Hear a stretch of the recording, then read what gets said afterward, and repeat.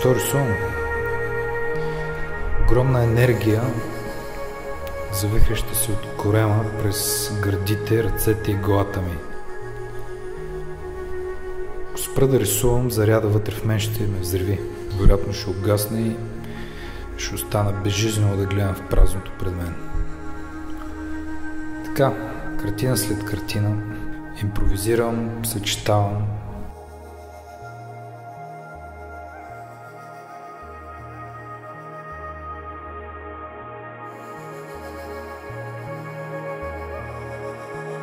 Постоянно търся, намирам, после изгубвам.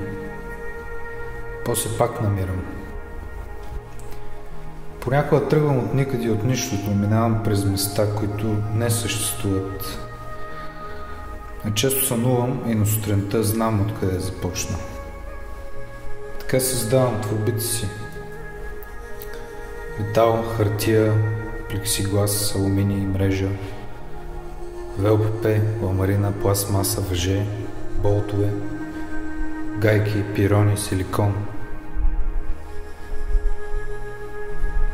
Всички тези неща са постоянна част от палитрата ми, заедно с боята. Някой ще си помисли, че съм строител. За поредното платно сигурно съм такъв. Удрям го, натискам, дера шпатулата, мажа, отнемам, напластявам.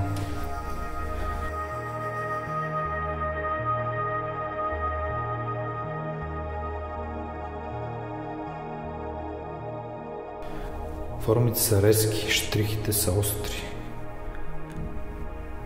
Четката отстъпва пред грубите следи на шпатулата и чупените парчета плексиглас. Материи, материали, контрасти, текстура, дълбок релеф. Наситените цветове доминират. Черното е цвят без граници. Всичко започва и завършва с черното. Червеното е основният му опонент.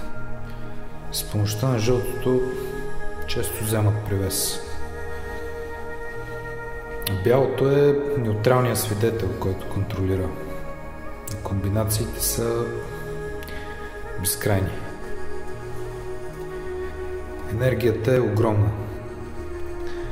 Когато творя и изливам енергията си върху платното, усещам как тя се връща обратно към мен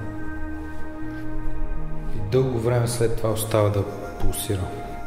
И тъй като е вече жива, картината започва да манипулира, да вика, успокоява, да дразни, озадачава, да те изпълва, да говори с думи.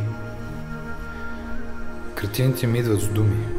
Вихър от думи и звуци, които се блъскат с образи, с петна, аромати, завладяващи аромати.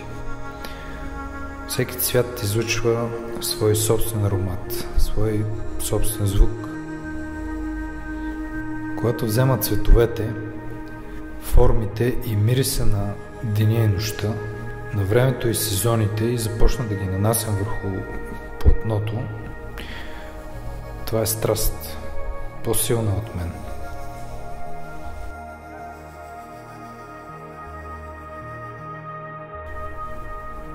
Вярвам, че всички ние сме енергия, безкрайна космическа енергия, която вибрира и се трансформира от едно състояние в друго. Опитвам се да кажа всичко това чрез рисуването. Искам да донеса наслада и красота в ежедневието на хората, да ги накарам да се усмихват,